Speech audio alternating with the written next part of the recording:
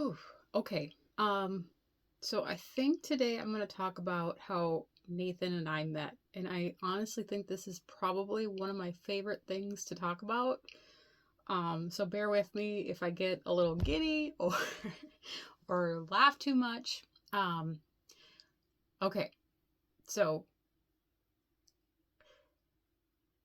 hmm, I need to stop a second. Hold on. This shouldn't make me this giddy, but it still does. So I don't know. I think that's a good thing.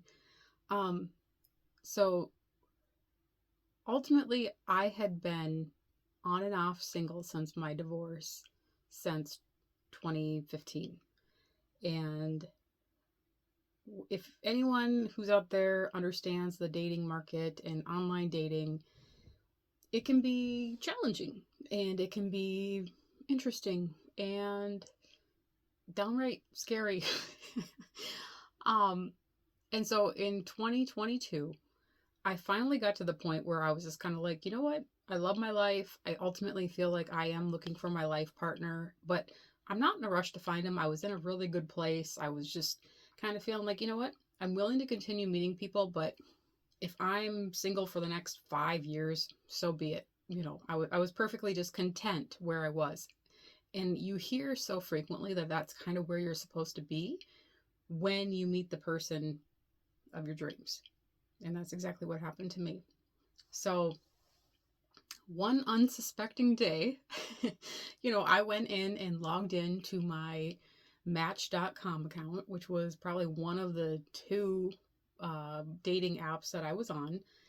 And I started reading the message from Nathan, and I wish I still had it, but I just remember thinking, this dude hasn't been out here long because it was very thoughtful.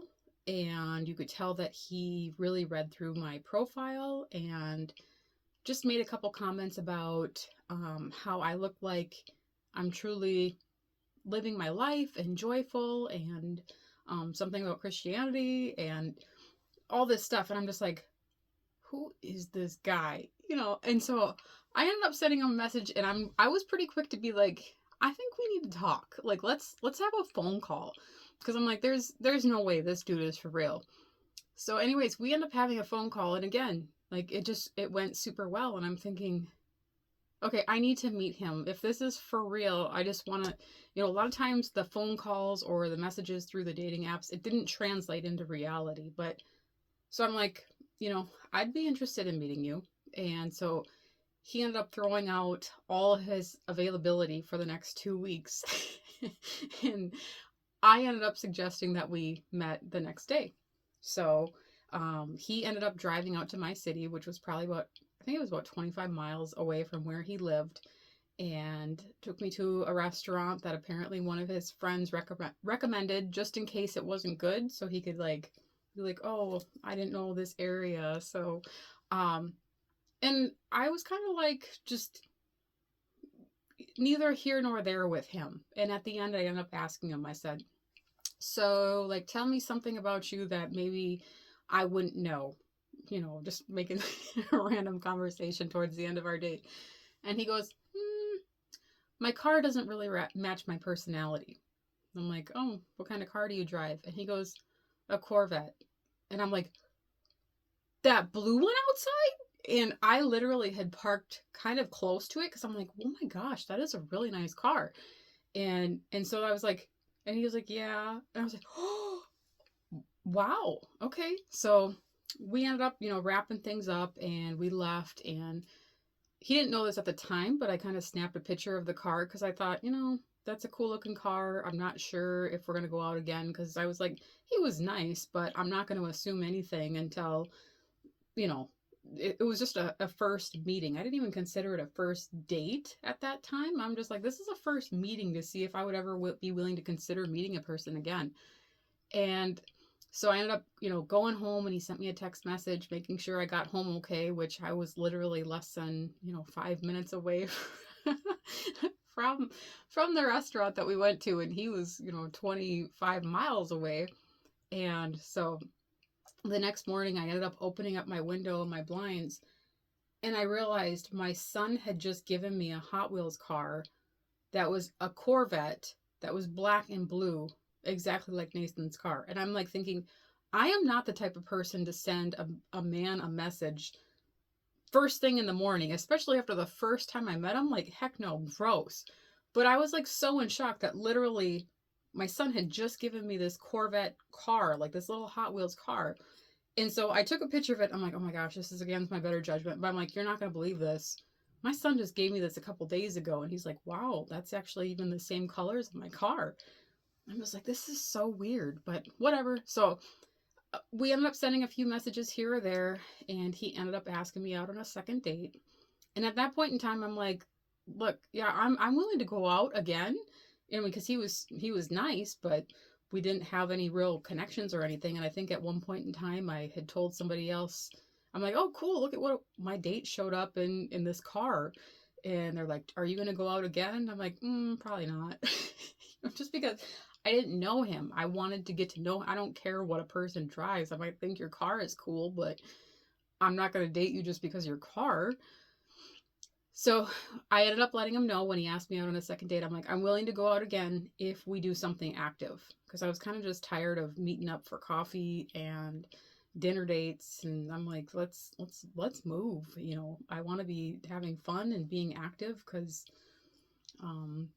so we ended up going out to Lake Pulaski in Buffalo, which was again 5 minutes away from my house. Nathan brought over his canoes from Maple Grove to Buffalo so we could go canoeing or kayaking on Lake Pulaski. And so many people had told me like, oh, it's such a beautiful lake. It's really clear. You can see the bottom. And I'm like, I really want to check this out. And so we went and did that. And we're talking. Well, I was talking a lot. And I started realizing like, he's not even talking back to me. What is going on here?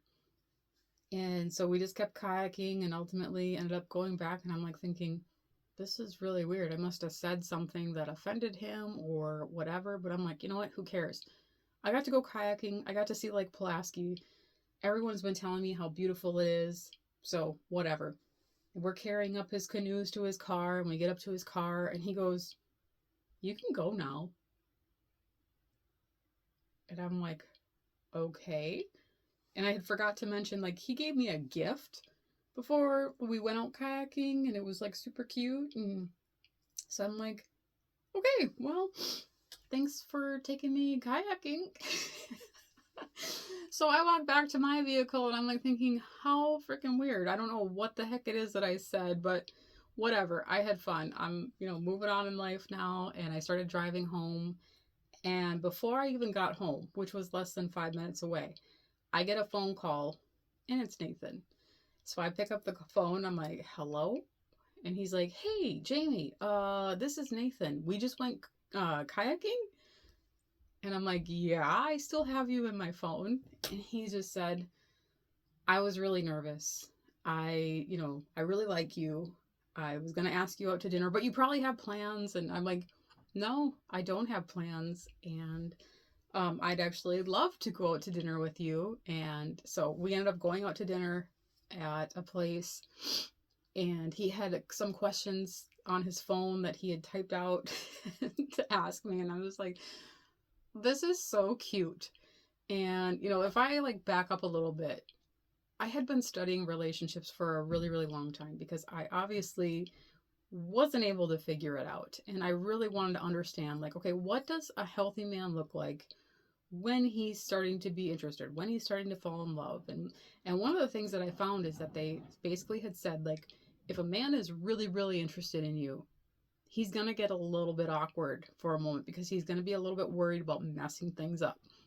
And so when I saw Nathan and him admitting like he was super nervous, I'm like, oh, like he's nervous? And I'm like thinking he's worried about messing this up, and I'm like, and over me?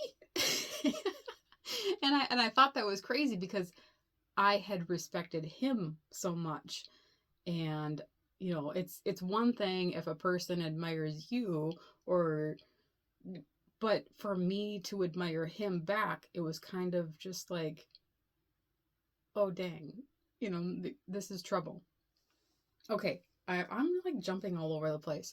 But even before that, even before I met Nathan or he sent his first really cute message, I had told my other single friend, Jesse, I said, look, the next man that I call my boyfriend is going to be my husband. Mark my words. And she goes, how would you know that? I said, no, I know it. I've been researching this inside and out. I know the only person I am willing to say that is my boyfriend is going to be my husband.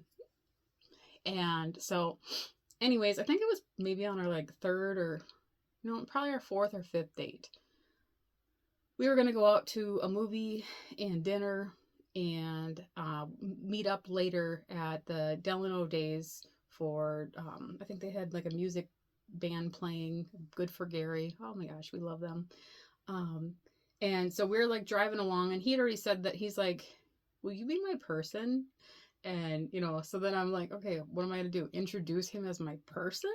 And so as we were driving to the movie theater, I had asked him, I'm like, so tonight when I introduce you to my friends, how do I introduce you? This is Nathan,